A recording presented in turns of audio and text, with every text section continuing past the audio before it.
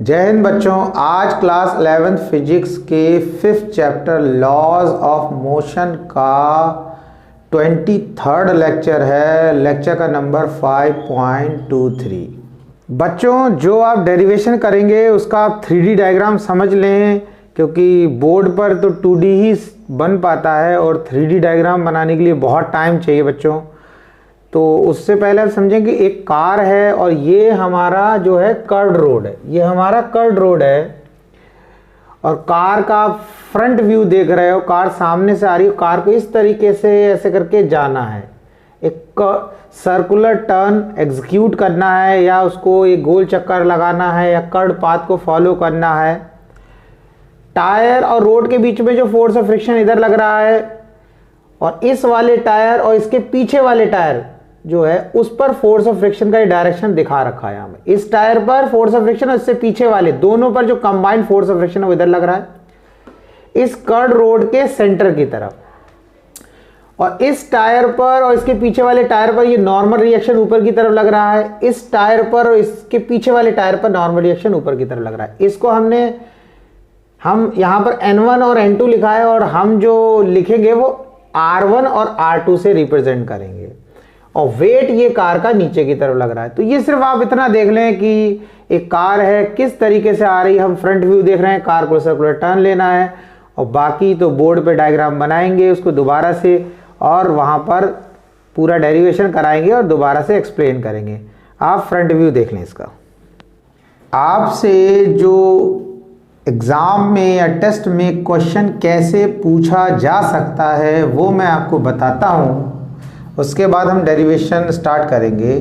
Question ये है हमारा कि circular motion of a car on a level road, ये हमारा मेन टॉपिक है कि एक लेवल रोड पर एक कार सर्कुलर टर्न ले रही है और आपको ये बताना होता है, आपसे ये पूछा जाता है कि किसी कर्व्ड रोड पर जब कोई कार सर्कुलर टर्न ले रही है, यानी कि ऐसे करके कोई कर्व्ड रोड है या राउंड आपको टर्न लेना है, गोल चक्कर लगाना है, उस कंडीशन में कार किस मैक्सिमम वेलोसिटी से चले कि वो सेफली सर्कुलर टर्न ले पाए। देखो मैक्सिमम, हम मैक्सिमम सेफ वेलोसिटी की बात कर रहे हैं यहाँ पर, क्योंकि जैसे फॉर एग्जांपल मैं बता दूं आपको कि जैसे कोई कार सर्कुलर टर्न ले रही है, हमने बोला 40 किलोमीटर पर आवर की स्पीड से ये सर्कुलर टर्न ले सकती है, फॉर एग्जांपल कह रहे हैं। तो 40 से कम चलेगी तो वो सेफ रहेगी, लेकिन वहाँ पर 40 जो है उसकी वो सेफ लिमिट है। तो हमें मैक्सिमम सेफ लिमिट निकालनी है, मैक्सिमम सेफ वेलोसिटी निकालनी, वो मैक्सिमम वेलोसिटी निकालनी है जिससे कार सर्कुलर टर्न ले पाए और बिना स्किड करे, यानी कि बिना स्लिप हुए वो आसानी से उस चक्कर को कंप्लीट कर सके। ठीक है, देखो डायग्राम मैंने बना दिया यहाँ पर, ज़्यादा तो इतना अच्छा नहीं है फिलहाल। जैसा भी है आप देखें यहाँ पर कि एक कार है तो ये इस तरीके से बनाया गया। तो देखो ये ड्राइवर आपको दिख रहा है, तो ये इसका कार का फ्रंट पोज है, यानी कि कार इस तरीके से आ रही है, इस तरीके से मान लो आप सामने से देख रहे हो तो कार को ऐसे जाना है और ऐसे सर्कुलर टर्न लेना, इस तरीके से कार को सर्कुलर टर्न लेना है। तो ये आप क्या कर रहे हो, कार का फ्रंट पोज देख रहे हो। लाइट इसलिए बनाया गया है, दिख रहा है, ड्राइवर दिख रहा है, तो सामने से देख रहे हो। अब क्या होता है इसमें, इस डेरिवेशन को स्टार्ट करेंगे उससे पहले एक चीज़ समझ लें यहाँ पर। जैसे बच्चों ये सर्कुलर ट्रैक है, ठीक है, इस तरीके से हमने एक सर्कुलर ट्रैक बना लिया, ये सर्कुलर ट्रैक है। तो ये जो हमारा सर्कुलर ट्रैक है आपको समझना है, जब हम इसके रेडियस की बात करते हैं तो हम इसका रेडियस ऐसे नहीं लेंगे, यानी कि इनर एज इस, ये हमारा ट्रैक है, ये पूरा जो है अपने क्रॉस बना रखा है, ये हमारा ट्रैक है, ठीक है, ये पूरा ट्रैक है। तो वहां पर हम रेडियस जो है इस जो हमारा ट्रैक है उसका इस सेंटर ये हो गया, यहां से लेकर यहां तक, इसको आर नहीं लेंगे, यहां से लेकर ये आउटर एज को आर नहीं लेंगे, हम क्या लेंगे सेंटर से, ये जो आपको दिख रहा है सर्कल जैसा दिख रहा है, इसके सेंटर से लेकर यहां तक का डिस्टेंस आर लेंगे, ये आर रहेगा हमारा। समझ आया? यानी कि ओ से लेकर इस ट्रैक के सेंटर तक, यहां तक का जो डिस्टेंस रहेगा वो इस ट्रैक का रेडियस कहलाएगा, यानी कि कर्ड रोड का रेडियस कहलाएगा।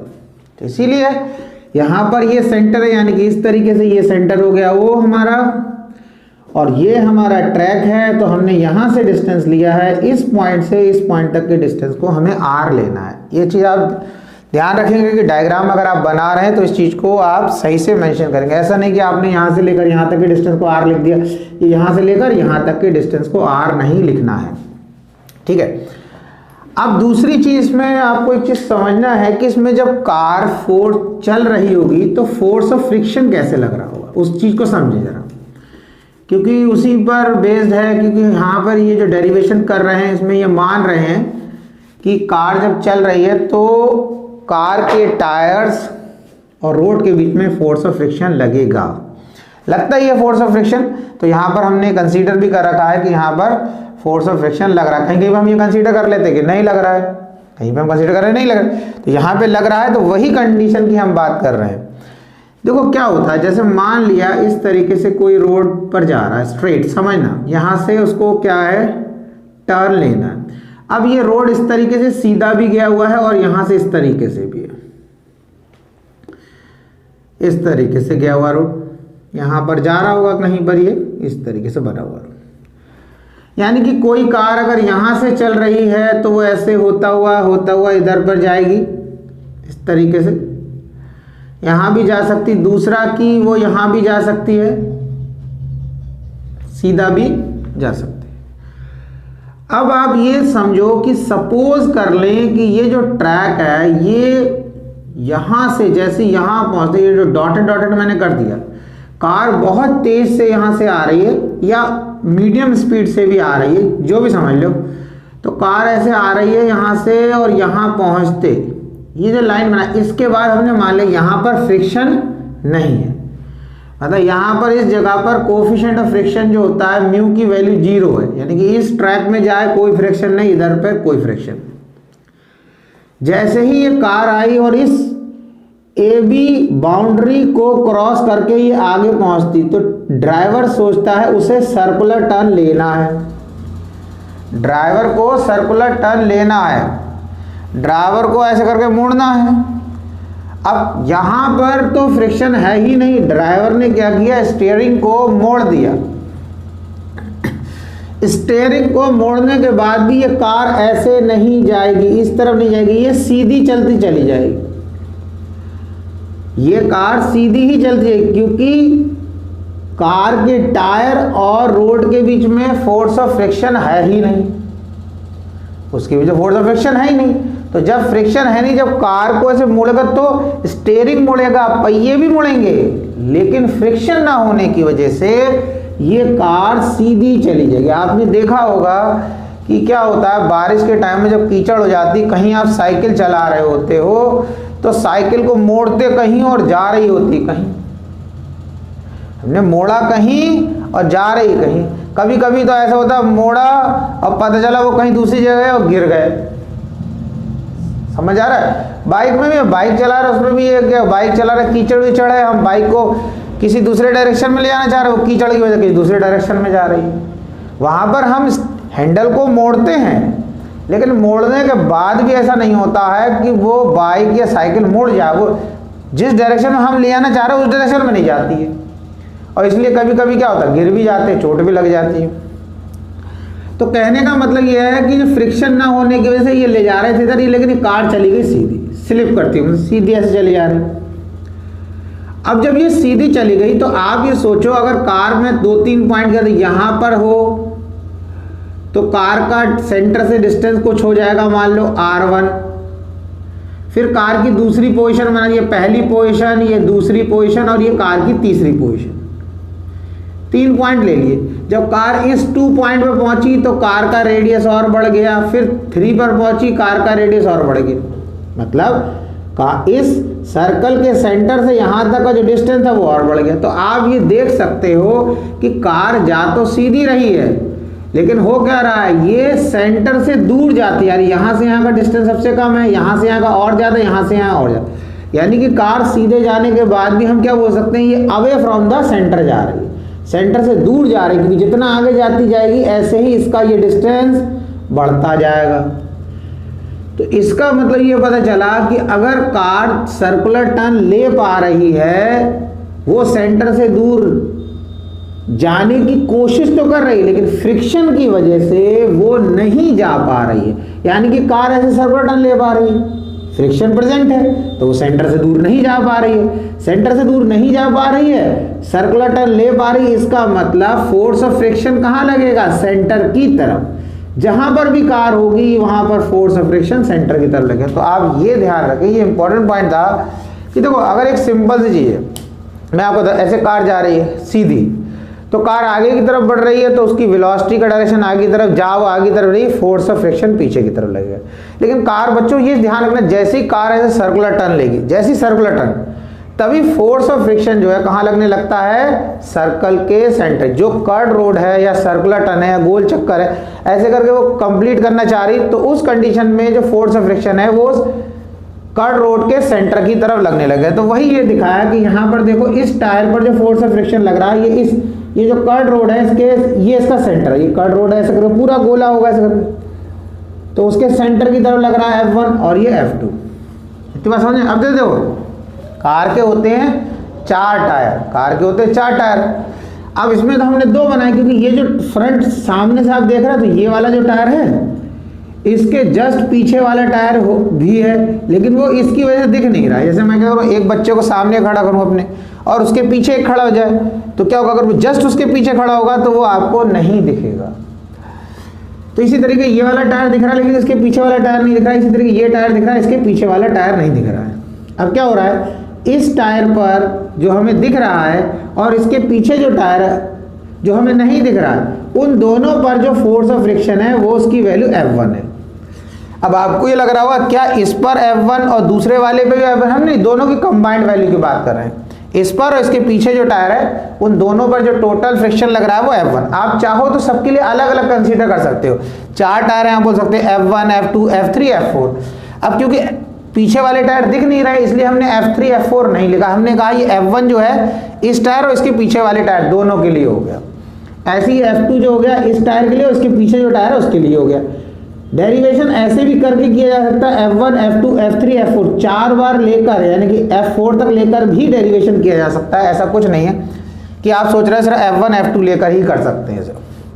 ठीक है, अब देखो ये वाला जो टायर है और इसके पीछे वाला जो टायर है, वो दोनों नीचे की तरफ फोर्स लगा रहे होंगे, क्योंकि वेट की वजह से फोर्स लगाएंगे, तो नॉर्मल रिएक्शन ऊपर की तरफ लग रहा है। इसमें भी मैं आपको कंडीशन बता दूं बच्चों कि क्या है, ये जो टायर है ये अपने वेट की वजह से फोर्स लगा रहा है और इसके पीछे वाला भी फोर्स लगा रहा है नीचे की तरफ, तो दोनों पर जो कंबाइंड नॉर्मल रिएक्शन है वो R1 है। अब आप सोचोगे भी हम ये जो फोर्स लगा रहा है नीचे की तरफ, इस पर जो नॉर्मल रिएक्शन है वो R1 ले लें, इसके पीछे वाला जो टायर है उस पर जो नॉर्मल रिएक्शन है उसे R2 ले लें, तो हम R1, R2, R3, R4 करके भी कर सकते हैं। लेकिन हमने क्या किया, इस टायर और इसके पीछे वाला टायर जो दोनों मिलकर फोर्स लगा रहे हैं नीचे की तरफ और दोनों पर जो कंबाइंड नॉर्मल रिएक्शन है वो R1। इसी तरीके से इस टायर, ये वाला टायर जो है और इसके पीछे वाला टायर है, वो दोनों अर्थ सरफेस पे फोर्स लगा रहे हैं और अर्थ सरफेस उन दोनों पर जो नॉर्मल रिएक्शन लगा रहा है वो R2 है। तो ये जो टोटल नॉर्मल रिएक्शन वो R1 प्लस R2 के बराबर हो गया। R1 प्लस R2, अगर आपने 4 बार लिखा होता R1, R2, इसके पीछे वाले टायर को लिखा R3, R4, तो हम लिख देते थे टोटल R जो है, जैसे मैं यहाँ लिख सकता हूँ R जो है हमारा टोटल हो गया, टोटल नॉर्मल रिएक्शन, तो हमारा हो जाता R equal to R1 plus R2 plus R3 plus R4, इस तरीके से हो जाएगा। तो ये चीज़ था, ये हमने बताया कि फोर्स ऑफ फ्रिक्शन किधर लग रहा है, नॉर्मल रिएक्शन किधर लग रहा है। अब हम इसका डेरिवेशन करते, समझ में आया? तो आसान सा डेरिवेशन है, देखो कोई ज़्यादा टिपिकल है नहीं, आपको इजी लगेगा, बहुत कतई हलवा है समझो। ठीक है, आपके सामने तो कुछ इसकी औकात नहीं है। अब आपको ये समझना है कि पहले वाले टायर में जो फोर्स ऑफ फ्रिक्शन लग रहा है तो वो कितना हो गया, F1 equal to mu R1, F1 equal to mu R1।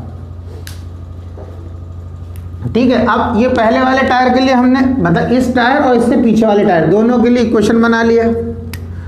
अब ऐसे हम क्या करेंगे, दूसरे के लिए इक्वेशन बनाएंगे, F2 equal to mu R2। दूसरे के लिए। देखो अब कई बार क्वेश्चन आता है ये म्यू में म्यू 1 म्यू 2 नहीं क्यों नहीं लिखा, या लिखना चाहिए था। तो देखो चारों टायर और रोड के बीच में जो फोर्स ऑफ फ्रिक्शन है यानी कि कोएफिशिएंट ऑफ फ्रिक्शन है म्यू, उसकी वैल्यू सेम है। उसकी वैल्यू क्या है, उसकी वैल्यू सेम है, एक जैसी है। उसकी वैल्यू सेम है, उसकी वैल्यू एक जैसी है। तो इसको हमें समझना, इसलिए हमने इसमें सब में म्यू लिखा हुआ है, इसमें म्यू 1 म्यू 2 नहीं लिख रखा है। अब क्या हो रहा है, हम इन दोनों को कंबाइन कर देंगे तो क्या हो जाएगा F1 प्लस F2। ये एक इक्वेशन हो गई, ये एक इक्वेशन हो गई। इसको फर्स्ट मान लें, अगर इसको सेकंड मान लें, दोनों को हमने कंबाइन करके ऐड कर दिया तो F1 F2, लेफ्ट को लेफ्ट के साथ ऐड कर दिया और राइट को राइट के साथ ऐड कर दिया। ये हो गया, राइट को राइट के साथ ऐड कर दिया। बात समझो आई, ये इतना हो गया। अब हमने करना क्या, F1 प्लस F2, यहां पर म्यू कॉमन ले लिया और ये आ गया R1 प्लस R2। अब इधर दे देखो, ये जो फोर्स ऑफ फ्रिक्शन है, मैंने क्या आपको बात बताया स्टार्टिंग में कि अगर ये फोर्स ऑफ फ्रिक्शन नहीं होता तो क्या होता, तो कार सर्कुलर टर्न नहीं ले पाती। यानी कि कार जैसे ऐसे जा रही, मैंने क्या बताया कि कार को इस तरीके से सर्कुलर टर्न लेना है। अब कार ऐसे जा रही है, अगर फोर्स ऑफ फ्रिक्शन नहीं होगा तो कार सीधी ही चली जाए। तो ये फोर्स ऑफ फ्रिक्शन कार को क्या प्रोवाइड कर रहा है, सेंट्रीपिटल फोर्स। ये फोर्स ऑफ फ्रिक्शन क्या प्रोवाइड कर रहा है, सेंट्रीपिटल। सेंट्रीपिटल फोर्स क्या है, यानी कि कार को गोल चक्कर घुमा देगा, कर्ड रोड पर घुमा देगा।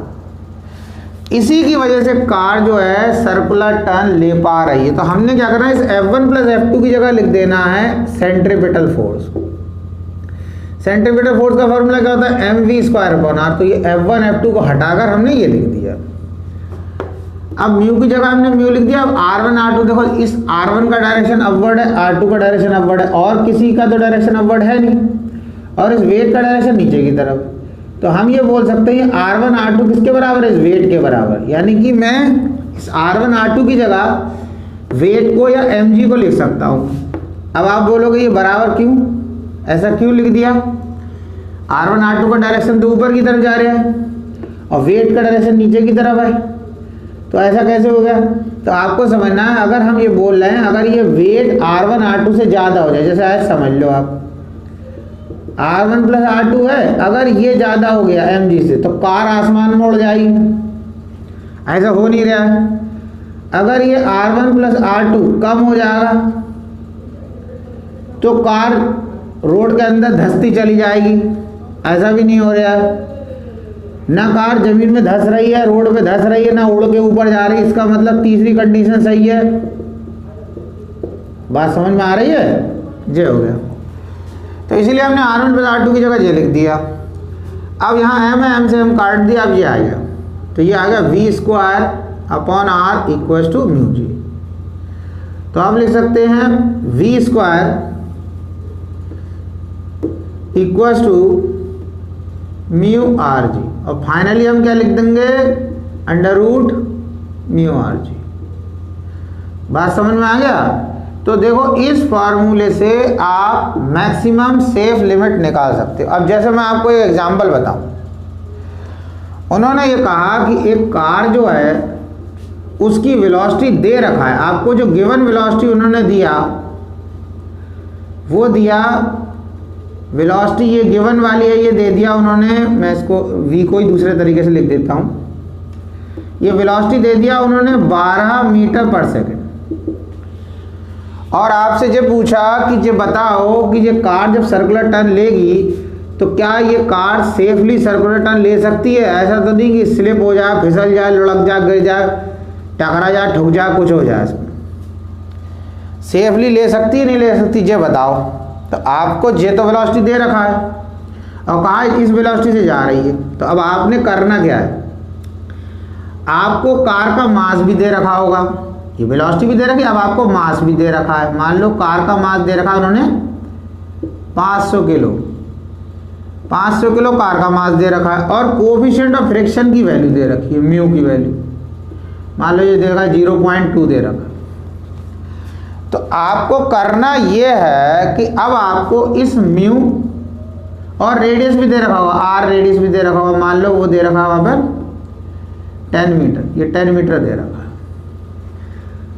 अब इतनी चीज़ें दे रखी हैं आपको, ये दे रखा होगा, मास दे रखा होगा, म्यू दे रखा होगा, आर दे रखा होगा, वेलोसिटी भी दे रखी, और आपसे ये भी पूछा कि बताओ जो सेफली सर्कुलर टर्न ले पाएगा नहीं ले पाएगा, कहीं कार वाला लुढ़का तो नहीं जाएगा, स्लिप तो नहीं कर जाएगा। तो आपने क्या करना, ये चीज़ गिवन है, अब आपको वेलोसिटी दे रखी समझ है, लेकिन अब फिर भी आप वेलोसिटी निकालो इस फॉर्मूले से। तो आप क्या करोगे, ये v निकालो और आप क्या करोगे, यहाँ पर ये 0.2 म्यू की वैल्यू पुट करोगे और फिर r की वैल्यू पुट करोगे, सॉरी r की वैल्यू दे रखी है 10 पुट करोगे और यहाँ पर g की वैल्यू पुट करोगे। g की वैल्यू कितनी दे दी, g की वैल्यू दे दिया यहाँ पर g की 10 मान लिया। अब इसको अगर हम सॉल्व कर लें तो ये हमारा आ गया 0.2, इसको हम थोड़ा आसान कर लेते हैं, हम इसको 0.100, चलो कोई बात नहीं, 2 इंटू ये तो हो गया हमारा 100, ठीक है। फिर इसको मल्टीप्लाई कर लेते हैं तो ये आ जाएगा हमारा 0, 0 और 2, ये आ गया 20। अब 20 का हम रूट निकाल लेंगे, 20 का हम रूट निकाल लेंगे। तो जब हम 20 का रूट निकालेंगे तो आपको पता चल रहा है कि 5 5 या 25 होता है। अगर ये 25 आ जाता, अगर ये 25 आ जाता तो हमारा हो जाता 25 आता तो रूट 5 तो वैल्यू 5 आ जाती। अब क्योंकि ये तो 20 है, यानी कि ये वैल्यू जो है हमारा, इसका रूट जो है 5 से कम आएगा। 20 का रूट निकालेंगे तो 5 से कम आएगा। अब आप ये समझो, आपको वेलोसिटी कितनी दे रखी है, वेलोसिटी इतनी दे रखी है। अब मैं मान लेता हूँ इसको रूट निकाल के, मैंने ऐसे रफली लिख दे रहा हूँ, मैं कैलकुलेट नहीं कराया, मैं आपको ऐसे बता रहा हूँ। 4.5 लिख दिया मैंने, तो मैंने इसकी वैल्यू ऐसे लिख दिया 4.5 बिना कैलकुलेट करके। 20 दे रखा है तो लगभग इतना ही आएगा मेरे को लग रहा है। तो अब 4.5, अब वेलोसिटी कितनी दे रखा है ये, अब ये वेलोसिटी निकल गया। तो ये जो वेलोसिटी निकल के आता है इस फॉर्मूले से, ये सेफ वेलोसिटी होता है, सेफ मैक्सिमम सेफ वेलोसिटी। अब 4.5 मीटर पर सेकंड ये मैक्सिमम सेफ वेलोसिटी चल रहा है इससे, इसका मतलब वो सेफली सर्कुलर टर्न नहीं ले पाएगा, वो सेफली सर्कुलर टर्न नहीं ले पाएगा, क्योंकि ये इस वेलोसिटी से चल रहा है। और इस फॉर्मूले से हमने कौन सी वेलोसिटी निकाली, इस फॉर्मूले से जो हमने वेलोसिटी निकाली वो मैक्सिमम सेफ वेलोसिटी है, इससे कम से चलता। यानी कि अगर उन्होंने ये दिया होता, ये जो 4.5 अगर गिवन वेलोसिटी हमारी इस वेलोसिटी से कम होती, जैसे मान लो 4 ही दे रखा होता 4 मीटर पर सेकंड, और हम इसे सॉल्व करके निकाल लेते 4.5, तो ये तो मैक्सिमम सेफ है। इससे आगे बढ़ा तो ठुका, लुढ़का, गिरा, तो ये मैक्सिमम सेफ है। और हमें दे रखी थी 4, तो हम कहते सेफली सर्कुलर टर्न ले सकता है, लेकिन वो चला तो 12 की स्पीड से रहा। हमारी वेलोसिटी इस फॉर्मूले से, आप ये समझ लो, इस फॉर्मूले से मैक्सिमम सेफ वेलोसिटी निकल के आती है। अब हमारी आ गई 4.5, तो इस क्वेश्चन के अकॉर्डिंग अगर 12 ये वैल्यू दे रखी है, यानी कि 4.5 से ज़्यादा दे रखी है वेलोसिटी, तो वो सेफली सर्कुलर टर्न नहीं ले सकता, और कम दे रखी है तो वो सेफली सर्कुलर टर्न ले सकता है। तो समझ में आया, लेक्चर आसान था बच्चों। अगर आपको लेक्चर अच्छा लगता है तो आप फीडबैक ज़रूर दें, चैनल को सब्सक्राइब कर लें। मैं लगातार वीडियो बना रहा हूँ, अब बनाते ही रहूँगा। और कमेंट बॉक्स में कमेंट करके बताएं, कोई आपको अगर दिक्कत है किसी भी टॉपिक में, मैं उस पर भी लेक्चर बना दूँगा। शेयर करें अपने दोस्तों के साथ, उनको भी फ़ायदा हो। कोशिश करते रहें, कोशिश करने वालों की हार नहीं होती, मेहनत कभी बेकार नहीं होती। पढ़ते रहें, आगे बढ़ते रहें।